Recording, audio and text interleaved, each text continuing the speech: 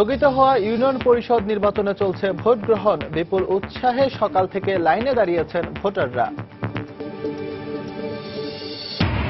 নবগঠিত পূর্ণাঙ্গ কমিটির মধ্য দিয়ে আওয়ামী লীগের অগ্রযাত্রা আরও বাড়বে বলছেন দলটির জ্যেষ্ঠ নেতারা। তরুণ নেতৃত্ব কাজ করবে আগামী নির্বাচনে বিজয়ের লক্ষ্যে।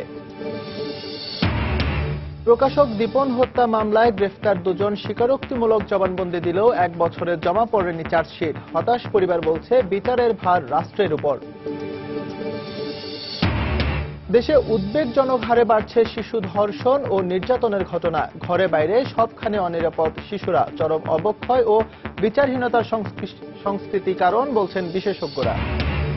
এবং ফ্লোরিডা, মিশিগান সহ নির্দিষ্ট 11টি অঙ্গরাজ্যের ফলে পাল্টে দিতে পারে মার্কিন নির্বাচনের সব জরিপ আর হিসেব নিকেশ। এখনও দ্বিধায় ভোটাররা।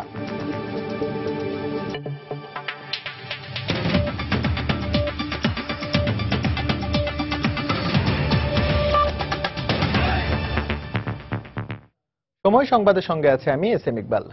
দেশের বেশ কয়েকটি জেলায় স্থগিত হওয়া ইউনিয়ন পরিষদ নির্বাচনে ভোট গ্রহণ চলছে। সকাল 8টা থেকে শুরু হওয়া এই ভোট গ্রহণ চলবে বিকেল 4টা পর্যন্ত।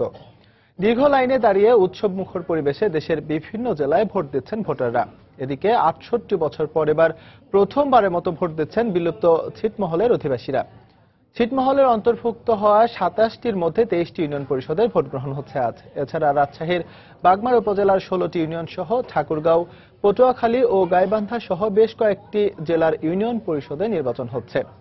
বিগত ইউপি নির্বাচনে ভোট কারচুপি ও সহিংসতার অভিযোগে এসব এলাকার নির্বাচন স্থগিত করা হয়। নাশকতা এড়াতে প্রশাসনের পক্ষ থেকে কেন্দ্রগুলোতে অতিরিক্ত আইন শৃঙ্খলা রক্ষাকারী বাহিনীর সদস্য মোতায়েন করা হয়েছে। পুলিশ, বিজিবি, আনসারের পাশাপাশি প্রতিটি কেন্দ্রে একজন করে নির্বাহী ম্যাজিস্ট্রেট দায়িত্ব পালন করছেন।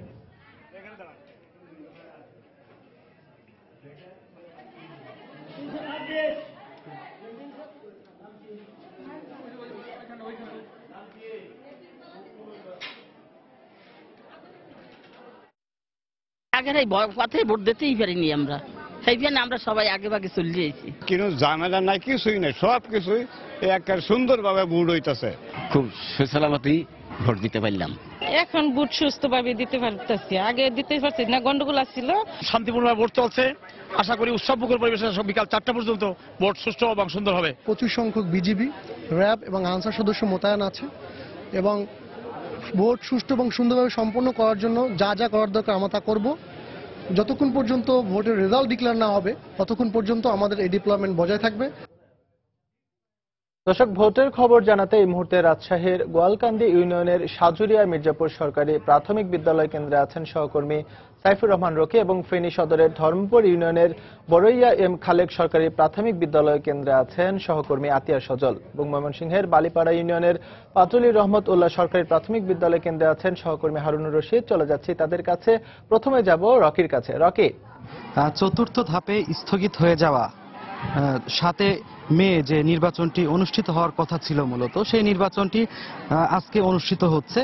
তো এই নির্বাচনে এখন পর্যন্ত আমরা তেমন কোনো বড় ধরনের সহিংসতার খবর কিন্তু আমরা পাইনি। তবে 2-1 প্রার্থী এবং তার সমর্থকরা কিন্তু আমাদের দাবি করেছেন যে তাদেরকে বিভিন্নভাবে হয়রানি করা হচ্ছে এবং ভোট কেন্দ্রে আসতে কিন্তু তাদেরকে বাধা দেওয়া হচ্ছে। এ ধরনের অভিযোগ আমরা এখন বেশ কিছু পেয়েছি। তো এছাড়া সকাল 8টা থেকে ভোট গ্রহণ শুরু হয়েছে। এখন পর্যন্ত বড় ধরনের কোনো নাশকতা ছাড়াই সুষ্ঠুভাবে এই ভোট গ্রহণ চলছে। বিকেল 4টা পর্যন্ত এই ভোট গ্রহণ অনুষ্ঠিত হবে। আমি কিছু তথ্য ইকবাল আপনাকে জানিয়ে রাখি যে এই বাগমারার 16টি ইউনিয়নে মোট ভোটার রয়েছে 2,42,524। এখানে মোট 16টি ইউনিয়ন মিলে চেয়ারম্যান প্রার্থী রয়েছে 64, মেম্বার প্রার্থী রয়েছে 429, সংরক্ষিত মেম্বার প্রার্থী রয়েছে 129 এবং 145টি কেন্দ্র আছে। তো এছাড়া কিন্তু আইন শৃঙ্খলা পরিস্থিতি আমরা সকাল থেকে বিভিন্ন কেন্দ্র কিন্তু ঘুরে দেখছি। এই গোয়ালকান্দি ইউনিয়নে এখন আমরা আছি একটি কেন্দ্রে, এখানে কিন্তু প্রচুর পরিমাণ মহিলা ভোটার রয়েছে, সেই পাশাপাশি কিন্তু রয়েছে পুরুষ ভোটারও।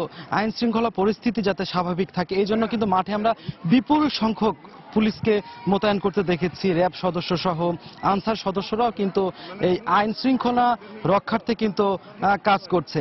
তো আসলে ভাইয়া প্রচুর পরিমাণ পুলিশ দিয়ে বিকেল 4টা পর্যন্ত এই ভোট গ্রহণ যাতে সুষ্ঠুভাবে সম্পূর্ণ হয় সেজন্য কিন্তু সব ধরনের চেষ্টাই কিন্তু প্রশাসনের পক্ষ থেকে করা হয়েছে। তো এইভাবেই এখন পর্যন্ত ভোটাররা যেটি বলছেন সুষ্ঠুভাবেই তারা ভোট দিতে পারছেন। খুব দু একটি অপ্রীতিকর ঘটনা ছাড়া এখনো বড় ধরনের কোনো সহিংসতার খবর আমরা পাইনি। তো ইকবাল, এই ছিল আমার কাছে রাজশাহীর যে বাগমারার 16টি ইউনিয়ন পরিষদের নির্বাচন হচ্ছে তার সর্বশেষ। এখন আমরা চলে যাচ্ছি ফেনীতে, আমাদের সহকর্মী আছেন আতিয়ার সজল, তার কাছে। রকি, ধন্যবাদ। আপনি জানেন যে আজকে সারা দেশে যে ইউনিয়ন পরিষদগুলো যে বন্ধ হয়ে যাওয়া নির্বাচনগুলো অনুষ্ঠিত হতে যাচ্ছে তার মধ্যে ফেনীর 6টি উপজেলার মধ্যে শুধুমাত্র দাগনভূঞা উপজেলা ছাড়া বাকি 5টি উপজেলাতেই কোনো না কোনো ইউনিয়ন পরিষদ এবং কোনো না কোনো ওয়ার্ডে নির্বাচন হচ্ছে। এর মধ্যে রয়েছে ফেনী সদর উপজেলা এবং পরশুরাম উপজেলার 3টির মধ্যে 3টি ইউনিয়নের যে চেয়ারম্যান প্রার্থী রয়েছে সেই প্রার্থীদের নির্বাচন বিনা প্রতিদ্বন্দ্বিতা নির্বাচিত হয়েছেন। এবং যে ফুলগাজী উপজেলা যদি বলি সেখানে 6 জন চেয়ারম্যান প্রার্থীর 2 জন ইতিমধ্যে বিনা প্রতিদ্বন্দ্বিতা নির্বাচিত হয়েছেন। 4টিতে সেখানে নির্বাচন হচ্ছে এবং বাকি সবগুলোতে এই সাধারণ সদস্য এবং সংরক্ষিত সদস্য পদে নির্বাচন অনুষ্ঠিত হচ্ছে। এবং সদর উপজেলার মধ্যে রয়েছে ফেনীর 2টি ইউনিয়ন পরিষদ। এই 2টি ইউনিয়ন পরিষদে চেয়ারম্যান 2 প্রার্থী সহ অন্যান্য পদে নির্বাচন অনুষ্ঠিত হচ্ছে। আর এইসব ইউনিয়ন পরিষদে আপনাকে যদি বলি মোট 1,86,362 জন ভোটার জনগণ তাদের ভোটাধিকার প্রয়োগ করবেন। আর আপনাকে যদি বলি এসব পদে ইতিমধ্যে যে 5 জন চেয়ারম্যান প্রার্থী নির্বাচিত হয়ে গেছেন এবং 6টি চেয়ারম্যান নির্বাচন হবে। এবং বাকিগুলোতে যদি বলি যে আমরা ইতিমধ্যে যে 50 জন রয়েছে সংরক্ষিত মহিলা পদে এবং সাধারণ সংরক্ষিত সদস্য পদে রয়েছেন 247 জন। এর মধ্যে 24 জন প্রার্থী বিনা প্রতিদ্বন্দ্বিতা নির্বাচিত হয়েছে। আর আপনাকে যদি বলি এই চেয়ারম্যান বিশেষ করে ধর্মপুর ইউনিয়নে যে নির্বাচন ইউনিয়ন পরিষদের নির্বাচন অনুষ্ঠিত হতে যাচ্ছে এটা গতকাল রাতে এখানে একটা সংঘাতময় পরিস্থিতি সৃষ্টি হয়েছে।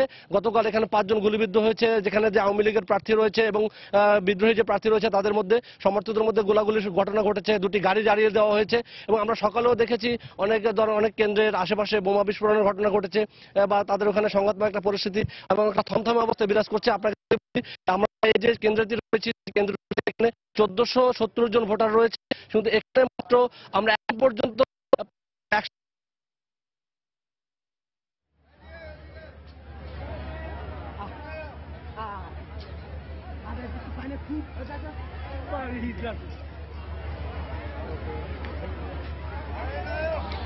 ধন্যবাদ সজল। ময়মনসিংহেও ইউনিয়ন পরিষদ নির্বাচনের ভোট গ্রহণ চলছে।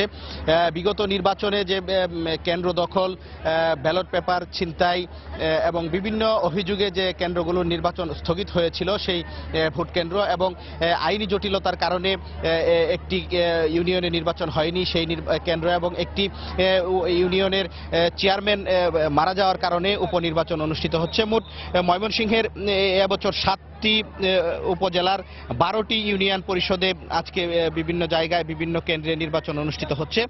এর মধ্যে ময়মনসিংহের ফুলবাড়িয়ার কুশমাইল ইউনিয়নের একটি কেন্দ্রে এবং ভবানীপুরের একটি কেন্দ্রে নির্বাচন অনুষ্ঠিত হচ্ছে এবং ফুলবাড়িয়ার রাঙ্গামাটিয়া ইউনিয়নের চেয়ারম্যান যিনি নির্বাচিত হয়েছিলেন তিনি মারা যাওয়ার কারণে সেখানে চেয়ারম্যান পদে উপনির্বাচন অনুষ্ঠিত হচ্ছে। এছাড়া গফরগাঁওয়ের নিগুয়ারির একটি কেন্দ্র পাত্রাশী সরকারি প্রাথমিক বিদ্যালয় এবং শালটিয়া ইউনিয়নের পুকুরিয়া সরকারি প্রাথমিক বিদ্যালয় কেন্দ্রেও আজকে ভোট গ্রহণ অনুষ্ঠিত হচ্ছে। এছাড়া ত্রিশালের বালিপাড়া ইউনিয়নের বিয়ারা পাটুলি উচ্চ বিদ্যালয় এবং বিয়ারা সরকারি প্রাথমিক বিদ্যালয় কেন্দ্রেও আজকে ভোট গ্রহণ অনুষ্ঠিত হচ্ছে এবং কানিহারি ইউনিয়নের থাপনহালা সরকারি প্রাথমিক বিদ্যালয়েও আজকে ভোট গ্রহণ অনুষ্ঠিত হচ্ছে। এছাড়া ফুলপুরের ভাইটকান্দি ইউনিয়নের একজন ইউপি সদস্য মৃত্যুবরণ করায় সেখানে ইউপি সদস্য পদে উপনির্বাচন অনুষ্ঠিত হচ্ছে। সেটি হচ্ছে সকল্লা সরকারি প্রাথমিক বিদ্যালয় এবং সিংহেশ্বর ইউনিয়নের বালুয়াকান্দা দাখিল মাদ্রাসা কেন্দ্রেও ভোট গ্রহণ অনুষ্ঠিত হচ্ছে এবং মুক্তাগাছার ঘোগা ইউনিয়নের একটি কেন্দ্রে ভোট গ্রহণ অনুষ্ঠিত হচ্ছে। সেখানে ইউপি সদস্য পদে 2 জন প্রার্থী সমান ভোট পেয়েছিলেন, যার কারণে এখানে আবার ভোট গ্রহণ হচ্ছে। এছাড়া ভালুকার হবিরবাড়ি ইউনিয়নের ভোট গ্রহণ অনুষ্ঠিত হচ্ছে। এইটি আইনি জটিলতার কারণে 6ষ্ঠ ধাপে এই নির্বাচনটি অনুষ্ঠিত হওয়ার কথা ছিল, কিন্তু আইনি জটিলতার কারণে সেটি বন্ধ হয়ে যায়, যার পর আজ এই ভালুকার হবিরবাড়ি ইউনিয়নেও নির্বাচন অনুষ্ঠিত হচ্ছে এবং এই হবিরবাড়িতে 13টি কেন্দ্রে মোট 7 জন চেয়ারম্যান প্রার্থী প্রতিদ্বন্দ্বিতা করছেন। সাধারণ সদস্য পদে 47 জন এবং সংরক্ষিত সদস্য পদে 92 জন প্রার্থী প্রতিদ্বন্দ্বিতা করছেন। আমরা বিভিন্ন কেন্দ্র পরিদর্শন করছি এবং দেখেছি যে শান্তিপূর্ণভাবে উৎসবমুখরভাবে ভোট গ্রহণ সম্পন্ন হচ্ছে এবং প্রতিটি কেন্দ্রেই আমরা দেখতে পেয়েছি যে ভোটারদের ব্যাপক উপস্থিতি, পুরুষ মহিলা সমান সংখ্যক ভোটার ব্যাপকভাবে উপস্থিত হয়েছেন এবং তারা লাইনে দাঁড়িয়ে সুশৃঙ্খলভাবে ভোট প্রদান করছেন। আমরা এখন পর্যন্ত কোথাও কোনো অপ্রীতিকর ঘটনার খবর পাইনি। আমরা আইন শৃঙ্খলা বাহিনীর সদস্য যারা আছেন তাদের সাথে কথা বলেছি, তারা জানিয়েছেন যে নির্বাচন সুষ্ঠুভাবে সম্পন্ন করার জন্য ব্যাপক নিরাপত্তা ব্যবস্থা গ্রহণ করা হয়েছে। আমরা প্রতিটি কেন্দ্রেই পুলিশ সদস্যদের উপস্থিতি দেখেছি, আনসার সদস্যদের উপস্থিতি দেখেছি এবং পুলিশের ভ্রাম্যমাণ যে টহল টিম রয়েছে তাদেরকেও ব্যাপক উপস্থিতি দেখেছি। সব মিলিয়ে ময়মনসিংহে আজকে শান্তিপূর্ণভাবেই উৎসবমুখরভাবেই যে স্থগিত যে ভোট কেন্দ্রগুলো ছিল এবং উপনির্বাচন এবং যে পূর্ণাঙ্গ নির্বাচন হচ্ছে সেই নির্বাচনের ভোট গ্রহণ চলছে। তো এই ছিল আসলে আমার কাছে ইউনিয়ন পরিষদ নির্বাচনের সর্বশেষ খবর। দর্শক, স্থগিত হওয়া ইউনিয়ন পরিষদের নির্বাচনের ভোট গ্রহণ চলছে সে খবর জানাতে রাজশাহী থেকে আমাদের সঙ্গে যোগ দিয়েছিলেন সহকর্মী সাইফুর রহমান রকি। এছাড়াও ফেনী এবং ময়মনসিংহের বিভিন্ন কেন্দ্রের ভোটের সর্বশেষ খবর জানাচ্ছিলেন আতিয়া সচল এবং আমাদের সহকর্মী হারুনুর রশিদ। 3 দফায় ঘোষিত নবগঠিত পূর্ণাঙ্গ কমিটির মধ্য দিয়ে আওয়ামী লীগের অগ্রযাত্রা আরো বহুগুণে বেড়ে যাবে বলে মনে করছেন দলটির সিনিয়র নেতারা। উপদেষ্টা পরিষদে খুব বেশি পরিবর্তন না এলেও দলের সবচেয়ে গুরুত্বপূর্ণ পদ সভাপতিমণ্ডলীর সদস্য ও কার্যনির্বাহী সদস্য পদে এসেছে বেশ কিছু পরিবর্তন। দলে স্থান পেয়েছে তরুণ নেতৃত্ব। নেতারা বলছেন, ক্ষুধামুক্ত স্বনির্ভর বাংলাদেশ করা ও আগামী নির্বাচনে বিজয়ের লক্ষ্যে সব থেকে সক্রিয় ও পরিশ্রমী নেতাদের নতুন কমিটিতে স্থায়ী দেওয়া হয়েছে। হাবিবুর রহমান হাবিবের প্রতিবেদন। গত 22 ও 23 অক্টোবর দেশের অন্যতম প্রাচীন দল আওয়ামী লীগের 20তম জাতীয় সম্মেলনে সভাপতি ও সাধারণ সম্পাদক ছাড়াও সভাপতিমণ্ডলীর 14 জনের নাম ঘোষণা করা হয়। সাংগঠনিক সম্পাদক 2 দিন পর সম্পাদক মণ্ডলীর 27 সদস্যের মধ্যে 22 জনের নাম ঘোষণা করেন দলের সাধারণ সম্পাদক ওবায়দুল কাদের। আর তৃতীয় দফায় গত শনিবার পূর্ণাঙ্গ কমিটি ঘোষণা করে দলটি। একই দিন ঘোষণা করা হয় 38 জনের উপদেষ্টা পরিষদ এবং 11 সদস্যের সংসদীয় বোর্ড। নবগঠিত 81 সদস্যের কেন্দ্রীয় কমিটিতে সবচেয়ে গুরুত্বপূর্ণ পরিবর্তন সাধারণ সম্পাদকের পদে। পরিবর্তন এসেছে কার্যনির্বাহী সদস্য পদেও। 28টি পদে আগের কমিটির বেশিরভাগ সদস্য বাদ পড়েছেন, যুক্ত হয়েছেন 18 জন। 19 সদস্যের সভাপতি মণ্ডলীতে নতুন মুখ 7 জন। এছাড়া উপদেষ্টা পরিষদে খুব বেশি পরিবর্তন না হলেও নতুন যোগ হয়েছেন সাবেক 3 মন্ত্রী শফিক আহমেদ, আফম রুহুল হক ও সতীশ চন্দ্র রায়। নেতারা বলছেন, দলকে যুগ উপযোগী করতেই এমন পরিবর্তন আনা হয়েছে। যারা 71-এর মুক্তিযুদ্ধের সময় স্বাধীনতার যুদ্ধে বিরোধিতা করেছে তারা এখনো দেশের বিরুদ্ধে ষড়যন্ত্র করে। কাজেই দলে যে নতুন নেতৃত্ব এসছে তারা অবশ্যই মাননীয় প্রধানমন্ত্রী আমাদের যারা সমর্থক তাদের সাথে আলাপ আলোচনা করেই তাদেরকে বাছাই করা হয়েছে এবং আমার দৃঢ় বিশ্বাস দল অতীতের যে কোনো সময়ের চেয়ে অনেক বেশি শক্তিশালী হবে এবং অনেক বেশি গতিশীল হবে। নবগঠিত কমিটি বঙ্গবন্ধুর স্বপ্নের সোনার বাংলা গড়ার পথে এগিয়ে যাবে এমন আশা প্রকাশ করেন নেতারা। জাতির পিতা বঙ্গবন্ধুর নেতৃত্বে এই দল স্বাধীনতা এনে দিয়েছে রাষ্ট্রকে। এই দলটি ক্ষমতা থাকলে নিশ্চয়ই সোনার বাংলা হবে।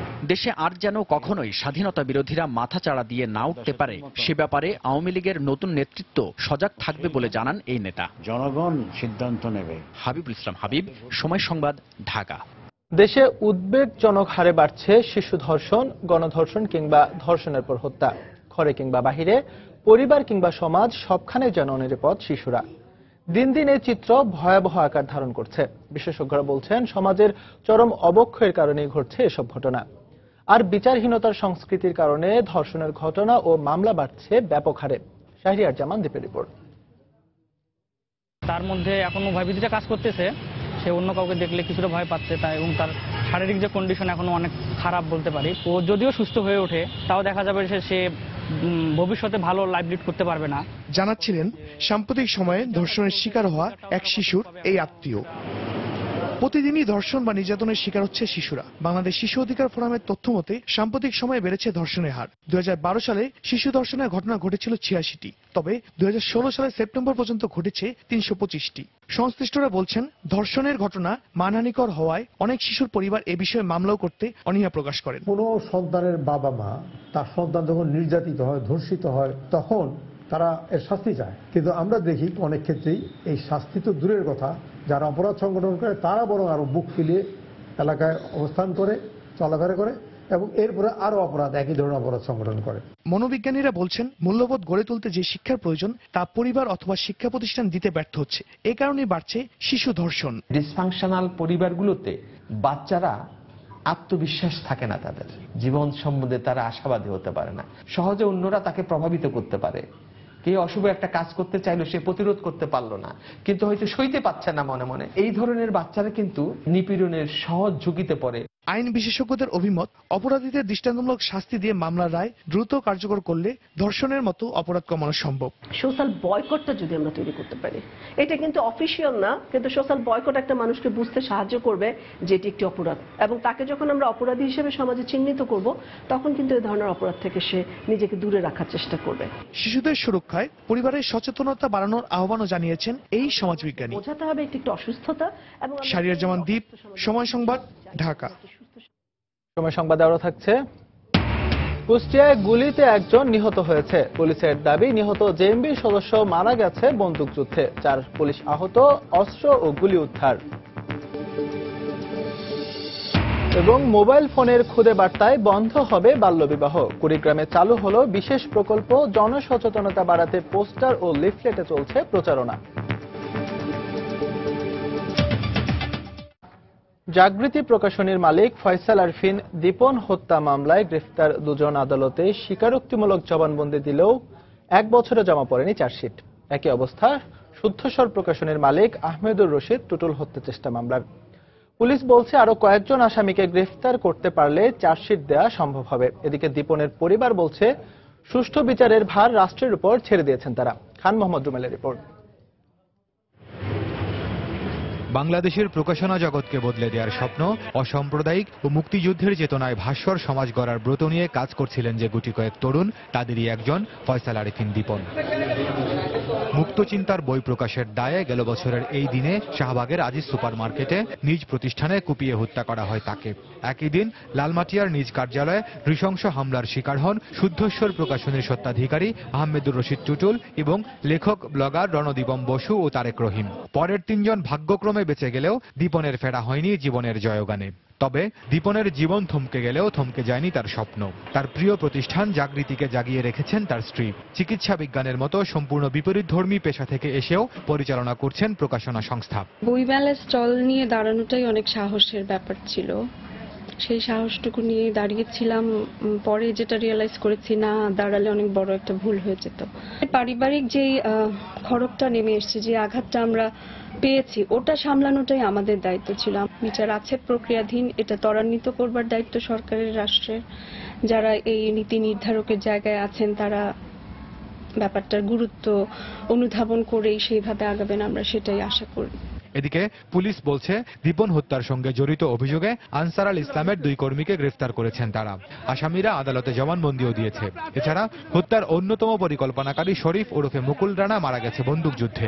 দীপন হত্যার রহস্যের জট খুলেছে বলে পুলিশ দাবি করলেও প্রশ্ন ছিল 1 বছরেও চার্জশিট জমা পড়েনি কেন। আমরা আশা করছি যে অপরাপর আসামি যারা আছে, যাদেরকে আমরা গ্রেফতার করতে এখনো পারিনি, তাদেরকে গ্রেফতার আমরা আশা করছি যে এই কাজগুলো সম্পন্ন করতে পারলে আমরা খুব সহসাই এই 2টি মামলার অভিযোগপত্র আদালতে দাখিল করব। আহমেদুর রশিদ টুটুল হত্যা চেষ্টা মামলায় গ্রেফতার 4 জনের মধ্যে 2 জন আদালতে স্বীকারোক্তিমূলক জবানবন্দি দিয়েছে। তবে এই মামলারও অভিযোগপত্র জমা পড়েনি এখনো। খান মোহাম্মদ রুমেল, সময় সংবাদ, ঢাকা। আবারও ইউনিয়ন পরিষদ নির্বাচনের খবর। এই মুহূর্তে বরিশালের বাবুগঞ্জ উপজেলার রহমতপুর ইউনিয়নের একটি ভোট কেন্দ্রে আছেন রিপোর্টার ফেরদাউস সোহাগ। সেখানকার পরিস্থিতি জানতে সরাসরি যোগ দেব তার সঙ্গে। সোহাগ, ধন্যবাদ। আমি আছি বরিশালের বাবুগঞ্জ উপজেলার রহমতপুরের রামপট্টি ইবতেদায়ী মাদ্রাসা কেন্দ্রে। সকাল থেকে এই পর্যন্ত আমরা যেটা দেখেছি যে অত্যন্ত সুন্দর সুষ্ঠুভাবে নির্বাচন অনুষ্ঠিত হচ্ছে এই কেন্দ্রটিতে। আমরা ঘুরেছিলাম বরিশালের বিভিন্ন জায়গায়, আমরা খোঁজ নিয়ে যেটা জেনেছি যে বরিশালের যে উপজেলাগুলো রয়েছে, যে সব জায়গায় নির্বাচন অনুষ্ঠিত হচ্ছে, সব জায়গাগুলোতেই আমরা সুষ্ঠু এবং সুন্দর নির্বাচন হচ্ছে। এখন পর্যন্ত এরকমই খবর আমরা জানতে পেরেছি। কিছুক্ষণ আগেই কথা বলেছিলাম বরিশালের জেলা নির্বাচন অফিসার, তিনি আমাদেরকে যেটা জানিয়েছেন যে নির্বাচন সুষ্ঠু এবং সুন্দর করতে যা যা ব্যবস্থা গ্রহণ করা দরকার আমরা সেই জাতীয় ব্যবস্থাগুলো গ্রহণ করেছি। আমরা এই মুহূর্তে দেখতে পাচ্ছি যে বরিশালের পুলিশ কমিশনার জনাব মোহাম্মদ রুহুল আমিন তিনি এই কেন্দ্রটি পরিদর্শনে এসেছেন। আমরা একটু তার কাছ থেকে জানতে চাবো। স্যার, আমরা লাইভে আছি, আপনার কাছ থেকে একটু জানতে চাই বরিশালের যেসব জায়গায় নির্বাচন হচ্ছে আপনি যেটা খবর পেয়েছেন, এবং এই জায়গাটিতে আইন শৃঙ্খলা পরিস্থিতি সুন্দর সুষ্ঠু করতে আপনারা কি জাতীয় ব্যবস্থা গ্রহণ করেছেন? আমরা লাইভে আছি। আইন শৃঙ্খলা সুষ্ঠু রাখার জন্য আমাদের যা যা করণীয় সবই করা হয়েছে। আমরা প্রতিটি কেন্দ্রের ভিতরে এবং বাইরে পর্যাপ্ত নিরাপত্তার ব্যবস্থা রেখেছি। প্রত্যেকটা কেন্দ্রে আমরা একজন এসিকে রেখেছি তদারকির জন্য, যাতে কোথাও কোনো সমস্যা না হয়, এবং কেন্দ্রের বাইরেও ভোটারদের আসার জন্য কেউ যাতে বাধা দিতে না পারে, কোনো সমস্যার সৃষ্টি করতে না পারে, সেজন্য আমাদের মোবাইল টিম আছে। এবং এখন পর্যন্ত সবকিছু আল্লাহর মতে ভালোই চলছে, আশা করছি ভালোভাবে শেষ হবে। ধন্যবাদ স্যার আপনাকে। আমরা শুনছিলাম বরিশালের পুলিশ কমিশনার মহোদয়ের কথা। তিনি আমাদেরকে জানিয়েছেন এটাই যে এখন পর্যন্ত কোথাও কোনো অপ্রীতিকর ঘটনার সংবাদ পাওয়া যায়নি এবং সুষ্ঠু সুন্দরভাবে নির্বাচন অনুষ্ঠিত হচ্ছে। একটা জিনিস জানিয়ে রাখি যে বরিশালের যে জায়গাগুলোতে নির্বাচন হচ্ছে তার মধ্যে রয়েছে বরিশালের 9টি উপজেলার 10টি উপজেলার মধ্যে 9টি উপজেলার 13টি ইউনিয়নের 31টি ভোট কেন্দ্রে নির্বাচন অনুষ্ঠিত হচ্ছে। প্রথম পর্যায়ের বন্ধ ঘোষিত যে ভোট কেন্দ্রগুলো ছিল প্রথম থেকে এই পর্যন্ত, সেই সব ভোট কেন্দ্রে কিন্তু এই নির্বাচন অনুষ্ঠিত হচ্ছে এবং এই নির্বাচন অনুষ্ঠান সুষ্ঠু সুন্দর করার জন্য সকল প্রস্তুতি সম্পন্ন হয়েছে এবং কোথাও কোনো অপ্রীতিকর ঘটনা ঘটেনি এখন পর্যন্ত। এই ছিল আমার কাছে মোটামুটি সর্বশেষ। দর্শক, স্থগিত হওয়া ইউপি নির্বাচনের খবর জানাতে বরিশাল থেকে আমাদের সঙ্গে যোগ দিয়েছিলেন সহকর্মী ফেরদৌস সোহাগ। সময় সংবাদ আরও থাকছে।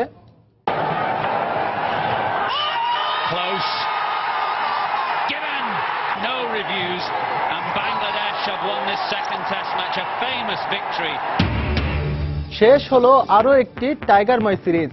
ইংল্যান্ডের বিপক্ষে রাজস্বিক জয়ে পরিবর্তনের রেকর্ড বইয়ের পাতায়, ইতিহাসের নায়ক মিরাজ। অর্থ আইন 2016 এর কিছু ধারা আয়কর আইনের সঙ্গে সঙ্গতিপূর্ণ নয় বলে মন্তব্য করেছেন আয়কর আইন বিশেষজ্ঞরা।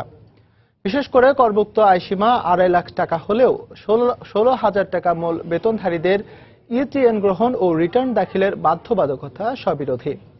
নিম্ন বেতনের চাকুরিজীবীদের জন্য এটা বাড়তি চাপ বলে মত করেন আইনজীবীদের। অন্যদিকে বেসরকারি চাকুরিজীবীদের বিভিন্ন ভাতার উপর কর নেওয়াটা বৈষম্যমূলক বলে মনে করেন করদাতারা। বিস্তারিত জানাচ্ছেন হাজেরা শুলি।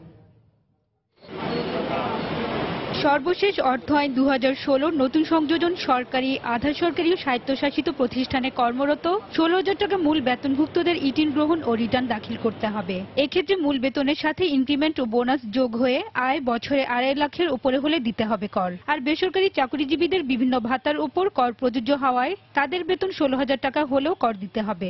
বিশ্লেষকদের মতে কারো মোটায় করযোগ্য না হলেও ইটিন গ্রহণের বাধ্যবাধকতা থাকায় করদাতারা হয়রানির শিকার হতে পারেন। ইটিনটা হইলে তো আপনি রিটার্ন বাধ্যতামূলক, না দিলে তো আপনার ফাইনের পর্যায়ে চলে আসবে। নোটিশ 3 বার দেওয়ার পর এক্সপার্টি হয়ে যাবে। এক্সপার্টি হয়ে গেলে মানে ডিসিটি তার ইচ্ছা মতো সে অ্যাসেসমেন্ট করে আপনার পাঠিয়ে দিল। আপনি ওই নির্দিষ্ট টাইমে কর না দিলে ওয়ারেন্টি ইস্যু হতে পারে, বিভিন্ন ধরনের সার্টিফিকেট মামলা হতে পারে। একটা লোক 16,000 টাকা করে যদি মূল বেতন, তাহলে ওনার ট্যাক্সেবল ইনকাম আসবে না, তাহলে এখনই ওনাকে টিআইএন গ্রহণ করতে হবে।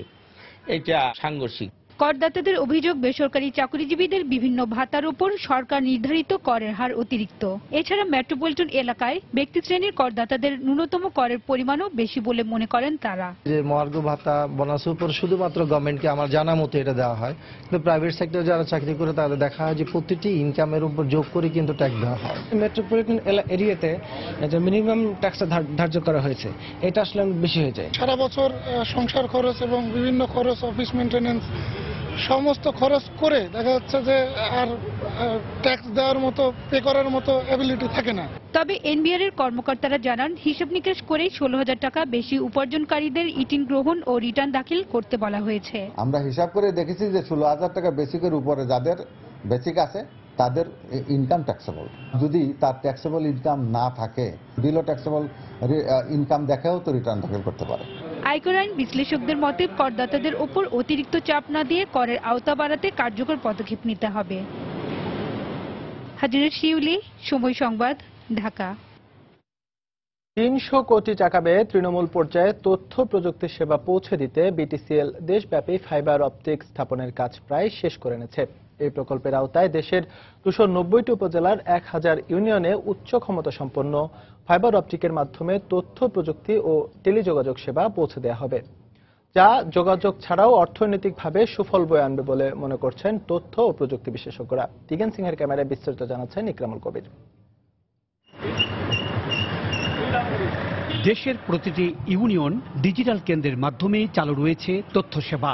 এই কেন্দ্রগুলো তৃণমূল পর্যায় থেকে বহির্বিশ্বের সঙ্গে ইন্টারনেটে যোগাযোগ স্থাপনে গুরুত্বপূর্ণ ভূমিকা রাখছে। কিন্তু যোগাযোগের ক্ষেত্রে ইন্টারনেটের মন্থর গতিসম্পন্ন মোডেম ব্যবহারে নানা ভোগান্তির শিকার হচ্ছেন ব্যবহারকারীরা।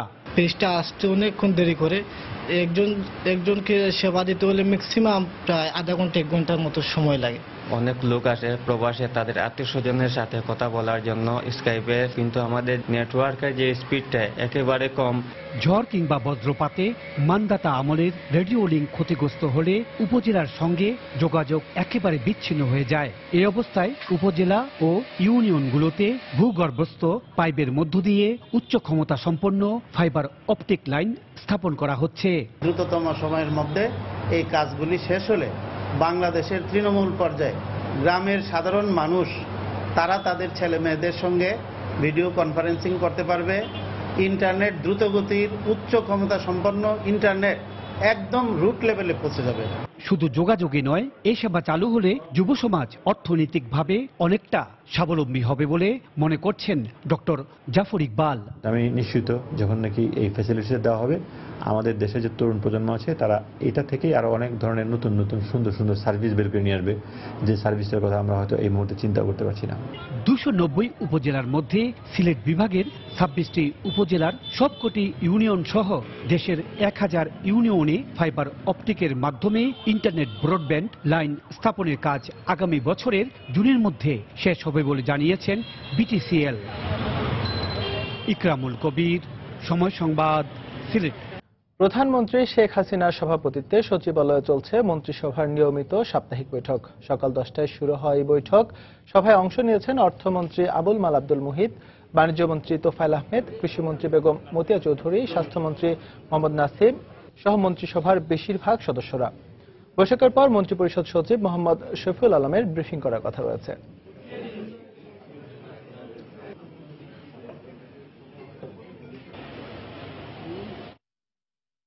কুষ্টিয়ায় গুলিতে একজন নিহত হয়েছে। পুলিশ বলছে নিহত ব্যক্তি জেএমবির সদস্য, মারা গেছে বন্দুকযুদ্ধে।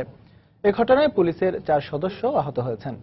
পুলিশ জানায় গতরাতে সদর উপজেলার কবুরহাজ এলাকায় জেএমবির সদস্যরা গোপন বৈঠক করছে এমন সংবাদের ভিত্তিতে অভিযান চালানো হয়। এ সময় পুলিশের উপস্থিতি টের পেয়ে তাদের লক্ষ্য করে গুলি ছোড়ে সন্ত্রাসীরা। আত্মরক্ষার্থে পুলিশও পাল্টা গুলি চালালে গুলিবিদ্ধ হয় জেএমবির আঞ্চলিক কমান্ডার মোহাম্মদ টুনু মোল্লা। ঘটনাস্থল থেকে উদ্ধার করা হয়েছে একটি বিদেশি পিস্তল ও 3 রাউন্ড গুলি। আহত টুনু মোল্লাকে উদ্ধার করে সদর হাসপাতালে নিলে চিকিৎসাধীন অবস্থায় সে মারা যায়। মোবাইলে খুদে বার্তা পাঠানোর সঙ্গে সঙ্গে প্রশাসনিক কর্মকর্তারা হাজির হয়ে বন্ধ করবেন বাল্যবিবাহ। প্রধানমন্ত্রীর কার্যালয় থেকে নেওয়া এমন একটি প্রকল্প দেশে প্রথমবারের মতো চালু হয়েছে কুড়িগ্রামে। এতে খুশি কন্যা শিশুরা, সচেতন হচ্ছেন অভিভাবক ও বিয়ে নিবন্ধনকারীরাও। স্থানীয় জনপ্রতিনিধি ও জেলা প্রশাসনিক কর্মকর্তারা বলছেন এর মাধ্যমে আস্তে আস্তে দূর হবে বাল্যবিবাহ। মোমিনুল ইসলাম মঞ্জুর পাঠানো তথ্য ও বেলাল হোসেনের ছবি নিয়ে ডেস্ক রিপোর্ট।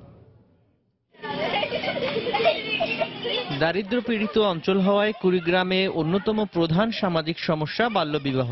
তাই এটি প্রতিরোধে সরকারের নেয়া বাল্যবিবাহ প্রতিরোধমূলক প্রকল্প অ্যাক্সেস টু ইনফরমেশন A2I দেশের মধ্যে প্রথম চালু হয়েছে এই জেলায়। এর অধীনে মোবাইলে খুদে বার্তা পাঠালেই সংশ্লিষ্ট উপজেলা প্রশাসন হাজির হয়ে বন্ধ করবেন বাল্যবিয়ে। এতে সচেতন হয়ে উঠছেন কন্যা শিশু, অভিভাবক ও বিয়ে নিবন্ধনকারী কাজীরা।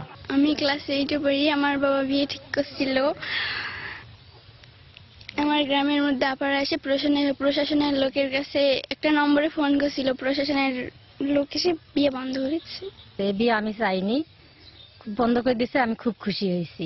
আমাদের কাছে নাম্বার আছে 16100, এই নাম্বারে আমরা ফোন করলে বাল্যবিবাহ বন্ধ হয়ে যায়। আমরা মোবাইল ফোনের মাধ্যমে বর এবং কনের বয়স যাচাই করে বিবাহ রেজিস্ট্রেশন করি।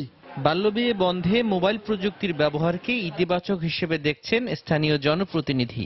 মোবাইল প্রযুক্তির মাধ্যমে বাল্যবিবাহ আমাদের এলাকায় অনেক কমে গেছে, আগে যেরকম ছিল আরো কমছে। আমরা আশা করব আস্তে আস্তে আরও থাকবে না। প্রকল্পটির সমন্বয়কারী জানান, ইউপি চেয়ারম্যান ও সদস্য এবং এনজিও সংগঠনগুলোর সহায়তায় চলতি বছরের জুন থেকে প্রকল্পটির কার্যক্রম চলছে। প্রধানমন্ত্রী কার্যালয়ের এটুআই প্রকল্পের অধীন সার্ভিস ইনোভেশন ফান্ড রয়েছে এবং সেই সার্ভিস ইনোভেশন ফান্ড কর্তৃক এই প্রকল্পটি গৃহীত হয়। মোবাইলে তথ্য দেয় ইতিমধ্যে বহু বাল্যবিয়ে বন্ধ করা সম্ভব হয়েছে বলে জানান জেলা প্রশাসক। বাল্যবিবাহ বন্ধে মোবাইল প্রযুক্তির ব্যবহারের মাধ্যমে যে কার্যক্রম শুরু হয়েছে তাতে আমরা ইতিবাচক সাড়া পাচ্ছি। এই কার্যক্রমের মাধ্যমে আমরা কুড়িগ্রাম জেলা থেকে বাল্যবিবাহ অনেকাংশেই হ্রাস করতে সক্ষম হব ইনশাআল্লাহ। পরিসংখ্যান ব্যুরোর তথ্য মতে কুড়িগ্রামে মোট জনসংখ্যা 20,70,000-এর মতো, যার প্রায় 70% দরিদ্র। আর জেলায় বাল্যবিয়ের শতকরা হার 78.1। সময় সংবাদ, কুড়িগ্রাম। ঘনিয়ে আসছে শীত, তাই উত্তরের জনপদ এক সময়ের দরিদ্র পীড়িত এলাকা গাইবান্ধার হোসিয়ারি পল্লীতে বেড়েছে ব্যস্ততা। আর শীতবস্ত্র কারখানায় কাজ করে স্বাবলম্বী হচ্ছে নারী পুরুষ।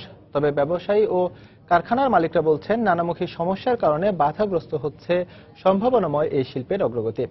তবে এই শিল্পের উন্নয়নে সব ধরনের সহযোগিতার আশ্বাস দিয়েছে জেলা প্রশাসক। ওবেদুল ইসলামের ক্যামেরায় হেদায়েতুল ইসলাম বাবুর প্রতিবেদন। রাজধানী ঢাকা কিংবা দেশের বড় কোনো শহরের গার্মেন্টস কারখানা নয়, গাইবান্ধার গোবিন্দগঞ্জের কোচাশহর ইউনিয়নের প্রত্যন্ত গ্রাম পেপুলিয়া। শীতবস্ত্র তৈরিতে ব্যস্ত সময় পার করছেন এখানকার কারখানার শ্রমিকরা। সারা বছর কারখানায় কাজ করে ইতোমধ্যে প্রায় বেকারমুক্ত হয়েছে গ্রামটি। এক সময়ের অভাবী পরিবারগুলোতে ফিরে এসেছে সচ্ছলতা। এখানে শিল্প প্রোডাকশনে কাজ করে বা শিল্প সংস্থায় কাজ করে অনেক লাভবান হয়েছে। আমরা ইনশাল্লাহ মাসে 8-10 হাজার টাকা ইনকাম করতে পারি। কাপড় চোপড়, খাওয়া দাওয়া, এমনিতে সবকিছু হচ্ছে। কোচা শহরের এক একটি কারখানায় প্রায় 500 ধরনের শীতবস্ত্র তৈরি হচ্ছে। তাদের তৈরি এসব পণ্য বাজারজাতে এলাকাতেই গড়ে উঠেছে নয়ারহাট নামের একটি শীতবস্ত্রের বাজার। শীত ঘনিয়ে আসায় এই হাটে দেশের বিভিন্ন প্রান্তের ব্যবসায়ীদের আনাগোনা বেড়েছে। তারা এ বাজার থেকে নানা ডিজাইনের শীতবস্ত্র কিনে নিয়ে যাচ্ছেন। বেচা কিনা মোটামুটি ইনশাল্লাহ ভালো। আমাদের মালের কোয়ালিটি বিভিন্ন আইটেম আছে, বিভিন্ন দামেরও আছে। রাজশাহী গোদাগাড়ি থেকে আসছে, মাল নিয়ে যায়, আমরা পাইকারি বিক্রি করি, ওখানে যায় খুচরা বিক্রি করি আমরা। তবে নানামুখী সমস্যার কারণে সম্ভাবনাময় এই শিল্পের বিকাশ বাধাগ্রস্ত হচ্ছে বলে জানালেন কারখানার মালিক ও স্থানীয় ব্যবসায়ীরা। বিদ্যুতের খুব বেহাল অবস্থা। আমাদের এখানে 24 ঘন্টার মধ্যে 5 ঘন্টা, 6 ঘন্টা, 7 ঘন্টা আমরা বিদ্যুৎ পাই। কোচা শহর থেকে আমাদের এই নয়ারহাট বাজার পর্যন্ত রাস্তাটা অতিরিক্ত ভাঙাচোরা এবং বেশ কয়েক বছর থেকে এভাবে পড়ে আছে। অবশ্য কোচা শহরের হোসিয়ারি শিল্পের উন্নয়নে সব ধরনের সহযোগিতার আশ্বাস দিলেন জেলা প্রশাসনের শীর্ষ এই কর্মকর্তা। কোচা শহরের মতো আমাদের আরো 2-1টি জায়গাতে এটি যেন বিকশিত হয়, আমি সেই বিষয়টিও আসলে সরকারের নজরে নিয়েছি। গাইবান্ধার গোবিন্দগঞ্জ উপজেলার 20টি গ্রামে ছোট বড় মিলে শীতবস্ত্রের প্রায় 3 শতাধিক কারখানা গড়ে উঠেছে। হেদায়েতুল ইসলাম বাবু, সময় সংবাদ, গাইবান্ধা। মাদারীপুরের দক্ষিণাঞ্চলে এক সময় বানরের অভয়ারণ্য থাকলেও তা এখন বিলুপ্তির পথে। খাবার ও আবাসন সংকট আর প্রতিকূল পরিবেশের কারণে কমছে বানরের সংখ্যা। প্রতি বছর বানরের খাবারের জন্য কর্তৃপক্ষের তরফ থেকে বরাদ্দকৃত অর্থের পরিমাণ কমতে কমতে 10 বছরে তা নেমে দাঁড়িয়েছে 1/4। যদিও বরাবরের মতো সমস্যার সমাধানের আশ্বাস দিলেন বন কর্মকর্তা। সঞ্জয় কর্মকার অভিজিতের পাঠানো তথ্য ও ছবি নিয়ে ডেস্ক রিপোর্ট।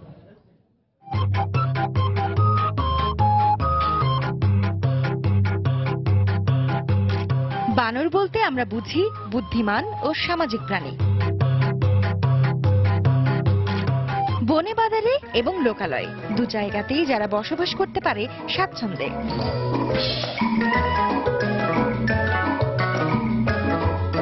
মাদারীপুরের চরমুগরিয়া, কুলপদ্দি, পুরানবাজার সহ আশপাশের বেশ কিছু এলাকায় একসময় ছিল বানরের অভয়ারণ্য। কিন্তু দিনে দিনে লোকসংখ্যা বৃদ্ধিতে গেছো এই প্রাণীটির দেখা দিয়েছে খাদ্য সংকট। আর এতে একদিকে যেমন কমে গেছে বানরের সংখ্যা, অন্যদিকে খাবারের সন্ধানে বেড়েছে সাধারণ মানুষের উপর বানরের উৎপাত। যদি ভাত রান্না করে রাখে সেইটা নষ্ট করে দেয়, কাপড় চোপড় মেলতে পারি না, সব টেনে নিয়ে যায়। ছোট ছোট বাচ্চা পোলা বাসা থেকে বাড়িতে পারে না, বাড়িতে বান্দার কামড় ধাওয়া দেয়। বানর আমাদের প্রাকৃতিক সম্পদ, কিন্তু এদের জ্বালায় আমরা খুব অতিষ্ঠ। তবে কৃত্রিম উপায়ে বানরদের খাবার সরবরাহের পরিমাণ বাড়িয়ে সমস্যা সমাধানের পরিকল্পনা রয়েছে বলে জানালেন স্থানীয় বন কর্মকর্তা। বানরগুলো অনেকের বাড়ি পরিবারে শাকসবজি এবং খাদ্য নষ্ট করতেছে। এর জন্য আমরা সাময়িক দুঃখ প্রকাশ করতেছি। বানরের খাদ্য বাজেট আসলেই আমরা জেলা প্রশাসনের সহযোগিতায় আমরা বানরের খাদ্য সরবরাহ করব।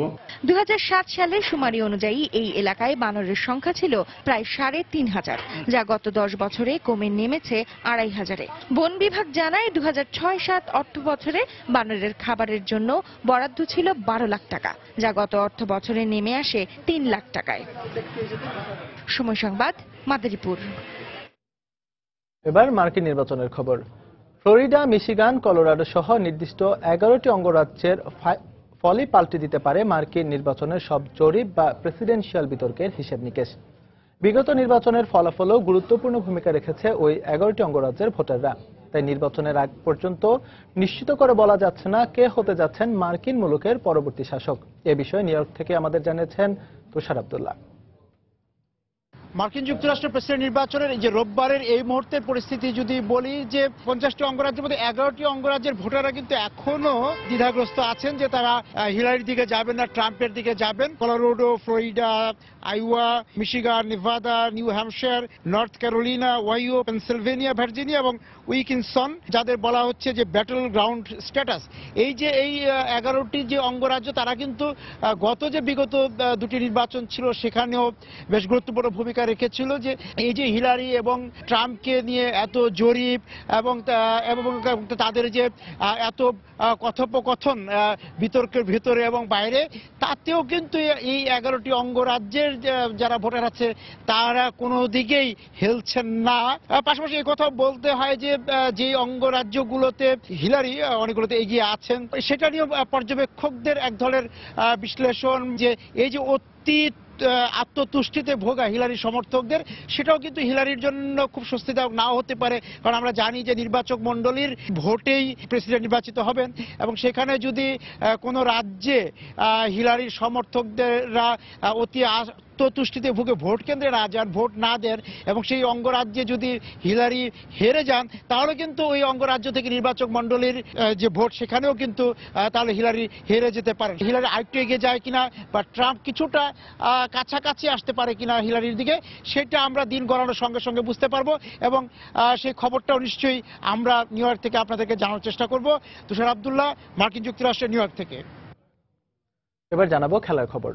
শেষ হলো আরও একটি টাইগারময় সিরিজ। ক্রিকেটের 3 মোড়লের একজন ইংল্যান্ডের বিপক্ষে রাজস্বিক জয়ে রেকর্ড বইয়ের পাতায় এসেছে অনেক পরিবর্তন। র্যাঙ্কিংয়ে ইংলিশরা বাংলাদেশের চেয়ে 5 ধাপ এগিয়ে থাকলেও পুরো সিরিজে আধিপত্য ছিল বাংলাদেশের ক্রিকেটারদের। এবারের প্রতিবেদনে জেনে নেব বাংলাদেশ ইংল্যান্ড টেস্ট সিরিজের পরিসংখ্যানগত কিছু তথ্য।